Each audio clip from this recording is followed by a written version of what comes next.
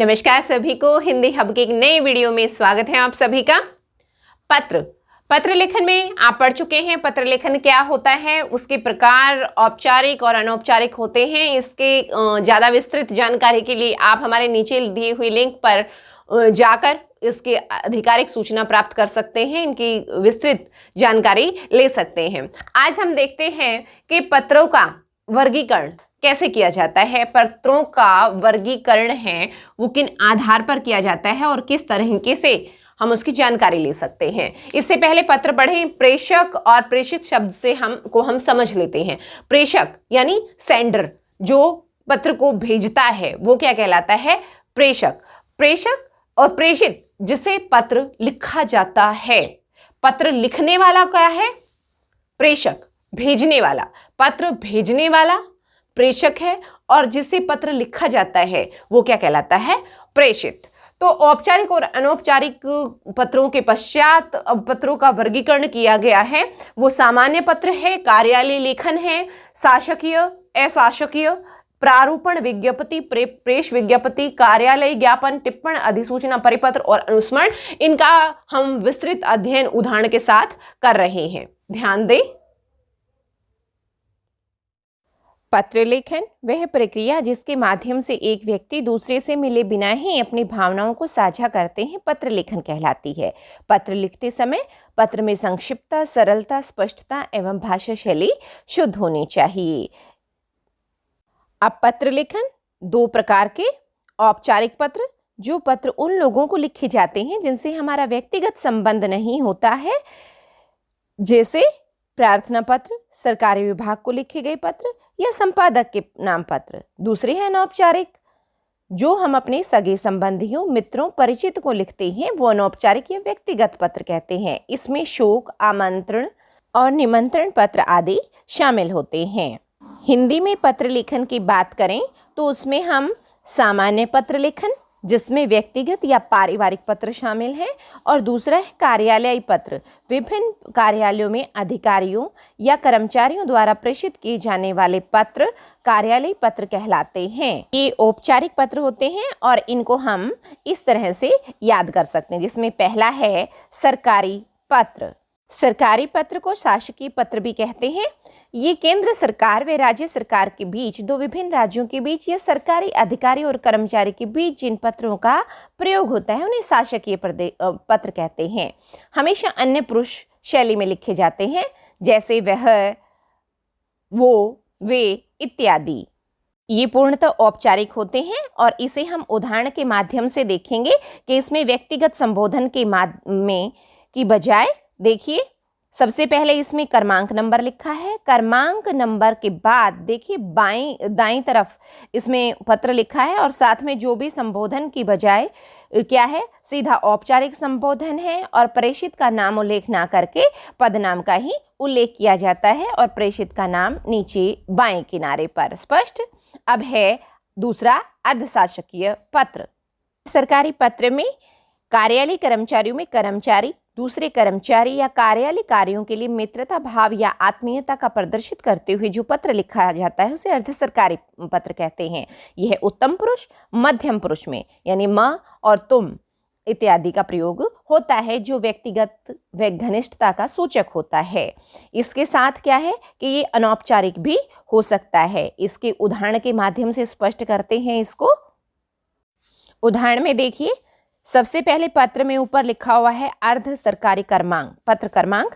इसके बाद दाएं ऊपर प्रेषक का, और इसमें नाम के साथ संबोधन दिया गया है, क्योंकि आप उसको जानते हैं तो संबोधन में प्रिय हो सकता है।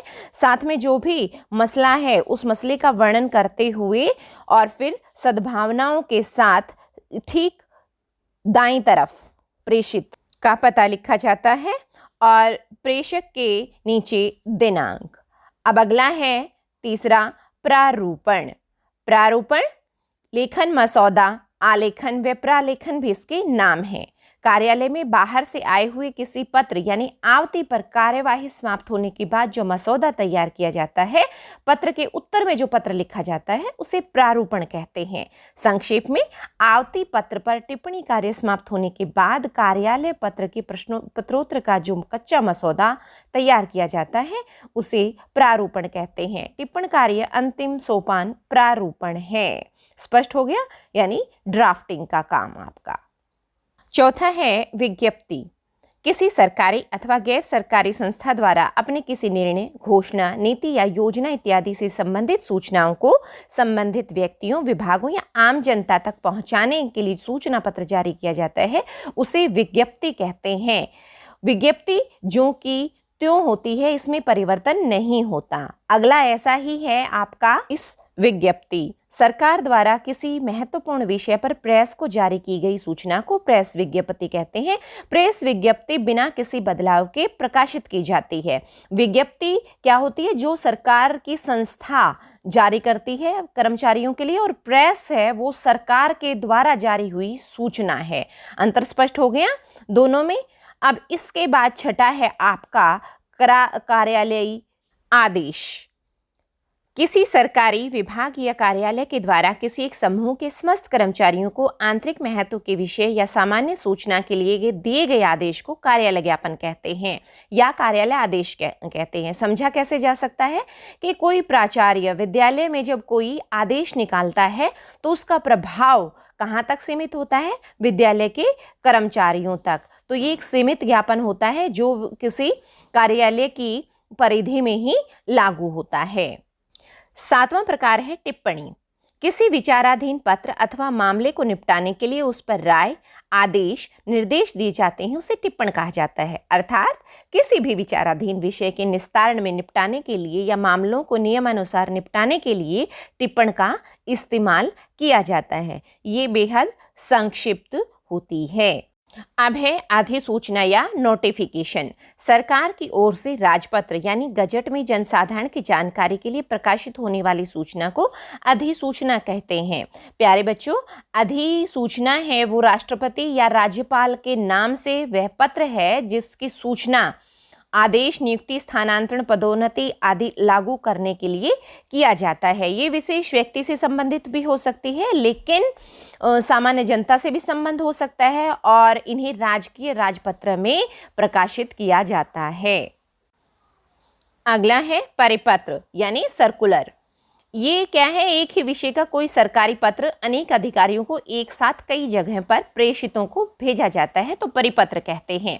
ये सरकारी पत्राचार का एक प्रकार है बच्चों, जिसके द्वारा एक ही सूचना या आदेश सभी संबद्ध व्यक्तियों को भेजा जाता है। उदाहरण के लिए कि कोई भी आदेश जब पंचकुला से जारी होता है तो उसमें सभी वर्ग के कर्मचारियों को संबद्ध करके उससे और सभी को एक साथ फॉरवर्ड कर दिया जाता है। इसे अलग अलग प्रतियों की आवश्यकता नहीं होती है। अगला है आपका अनुस्मरण या रिमाइंडर। रिमाइंडर पुनः संज्ञान लेना। पहले भेजी गई किसी कार्रवाई पत्र पर कार्रवाई ना होने पर उस पत्र की याद दिलाने हेतु जो पत्र भेजा जाता है उसे अनुस्मरण या रिमाइंडर भी कहते हैं। प्यारे बच्चों, रिमाइंडर में पहले भेजे गए हुए पत्र का क्रमांक, उसका रेफरेंस देकर हम पुनः उसकी पावती, उसका स्मरण दिला सकते हैं। तो उम्मीद है आपको पत्र लेखन स्पष्ट हो गया होगा। आगे नई वीडियो के लिए जुड़े रहिए हिंदी हब से। वीडियो को लाइक और सब्सक्राइब करना ना भूलें।